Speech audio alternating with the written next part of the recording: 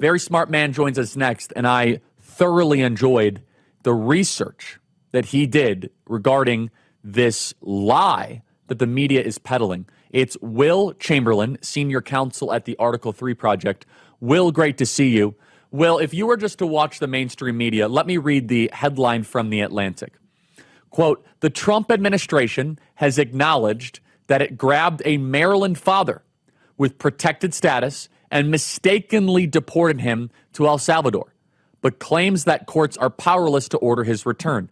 On campus yesterday, a young man shows up to the microphone screaming, saying, Charlie, they deported a U.S. citizen. I said, no, they did not. Will, what are the facts here? You did all the research. You looked through court documents. What is the truth? All right. Well, there is administrative error, but they deported an El Salvadoran citizen back to El Salvador who crossed illegally in 2012, was detained in 2019, and then tried to claim asylum. He never had asylum. So his protected status, quote unquote, was not that he couldn't be removed from the country. He could. He was a removable alien. The only protection he had was being removed to El Salvador in particular. So there was this underlying flaw, but even so, the idea that there's some profound injustice here, that's just wrong.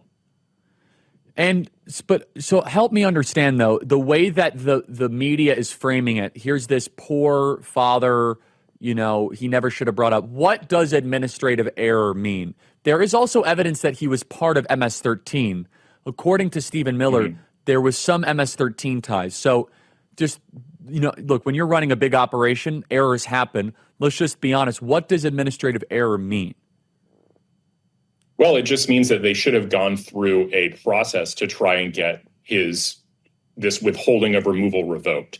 The reason this withholding of removal was granted is because he came up with this sob story in 2019 where he said, if you send me back to El Salvador, I am likely to be persecuted, maybe even murdered by the 18th Street gang, which is with MS-13 one of the big gangs in El Salvador. But in the interim, Nayib Bukele has become the president of El Salvador and has effectively punished and has effectively done something to actually, deal with these gangs. And as a result, El Salvador is a safe country now. And the underlying reason why he couldn't be deported there is gone. So the Trump administration could have simply gone to court, got his withholding of removal revoked, and had him sent back. So even though they didn't do that, and therefore there's this administrative error, they should have waited to remove him.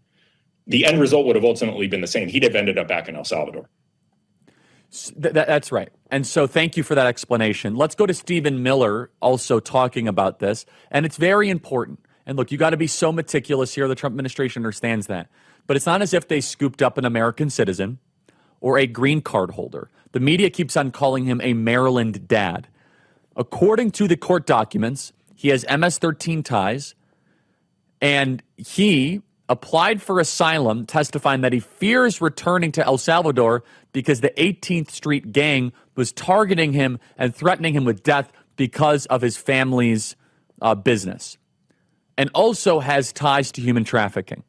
Let's play cut 212. Jesse, you and I have never received in our lives as much positive press I know. as this MS-13 gang member has received. We couldn't get headlines like that if our lives depended on it. Fact one, what do you do with illegal aliens? You deport them. Fact two, he's an MS-13. What do you do with illegal aliens who are also in a transnational terrorist organization? You deport them more quickly. Oh, and on top of that, he's implicated in human trafficking. Deport, deport, deport. This is who they're going to bat for. What are we supposed to do? Buy the guy a house, get him some free health care, Yeah. Maybe let him run for Congress? If you're a homeowner, you need to listen to this. When's the last time you checked on your home title? That's the legal proof that you own your house. If you're like me, the answer is never. The problem is, in today's AI and cyber world, scammers are stealing home titles, and your equity is the target. Here's how it works. Criminals forge your signature on one document, use a fake notary stamp, pay a small fee with your county, and boom, your home title has been transferred out of your name. Then they take out loans using your equity or even sell your property. You won't even know it's happened until you get a collection or a foreclosure notice. That's why you need to stop what you're doing and find out today if you're already a victim. Use my promo code Kirk at HometitleLock.com to make sure your title is still in your name. You'll also get a free title history report plus a free 14-day trial of their $1 million triple lock protection. That's 24/7 monitoring of your title, urgent alerts to any changes, and if fraud should happen, they'll spend up to $1 million to fix it. Go to HomeTitleLock.com now. Use promo code Kirk. That's HomeTitleLock.com, promo code Kirk. So, Will, all kidding aside here, the mass deportation plan is lawful. It might not be something that the media likes. What is your take on the deportations and the media's coverage of it and the essence? And of course, I think the Trump administration gets a little bit of a cautionary, hey, you have to make sure every administrative detail is followed because, let's just be honest, if they actually would have put an American citizen in an El Salvadorian jail, then we're in a different circumstance. That is not even remotely close what's going on here. Will. Reason we have mass deportations is because we had a mass invasion facilitated by Joe Biden. They didn't vet every one of these migrants individually to ensure they could get into the country. On the contrary, they let them in en masse, and they did so intentionally. So you have to give the Trump administration a little grace in order to solve this problem. There are going to be moments where they are over-inclusive. And I think it's important for us as a conservative movement to not just, go hit the fainting couch the moment there's a report in the Atlantic that something went wrong. I mean, here, the Trump administration confessed error in court. Like the filings in court clearly say, yeah, this guy did have a withholding of removal to El Salvador. He shouldn't have been removed. Our mistake. But it's important. They classified it as an administrative error rather than some profound injustice. And they're right, because if they had gone through the normal process, this guy was going to get removed back to El Salvador. Okay, so more broadly, if you were to now give political advice, or just to say broad strategic advice, because you think about these things rather deeply, Will, of where the Trump administration is proceeding and how they are executing on mass deportations and the border, what would you say? And also talk about how we actually have a border again. Well, I mean, first off, the Trump administration deserves enormous credit for reducing illegal crossings by 95% year over year. I mean, we take it for granted. It's an enormous accomplishment. They did it in 2 months.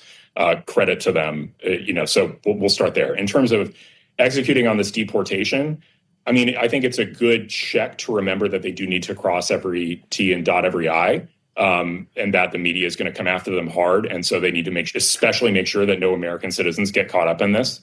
But failing that, I think they do need to keep going forward. I think there's a really profound impact here of, deportations in a wide variety of places, because what you'll start to see is self-deportation. Think about, there was that student, I think at Cornell, who was one of the people who was spouting all this anti-Semitic stuff and involved in all these encampments. And he posted on Twitter that he was self-deporting because he was afraid he was going to be detained and removed. Perfect. Great. Go home. I just have to laugh because that's like the one thing Mitt Romney was right about, that he was scolded terribly for. Do you remember when he was running for president in 2011, 2012, and Mitt Romney, in his typical goofy technocratic way? Well, if we secure the border, then people will self-deport. And he was ridiculed. People would say people would never voluntarily leave the country. No, self-deportation actually is part of the strategy. And by the way, just so we are clear, the Cornell Fordham student who sued the Trump administration just self-deported. Mamumoto Tal just turned himself in and he's gone. His name's literally Mamumoto. And he's gone. And so self-deportation is a primary and important ingredient towards the securing of our nation. Hey, everybody, thanks so much for watching. First and foremost, make sure you subscribe to our YouTube channel and hit the bell. It really helps us out, and we love it when you leave comments. Share these videos with your friends. Also, get involved with Turning Point USA at tpusa.com. We have our Student Action Summit coming up this summer. We have our Young Women's Leadership Summit. All of the biggest and most amazing events of the summer at tpusa.com. That is tpusa.com. Again, hit subscribe, hit the bell. Thanks for watching.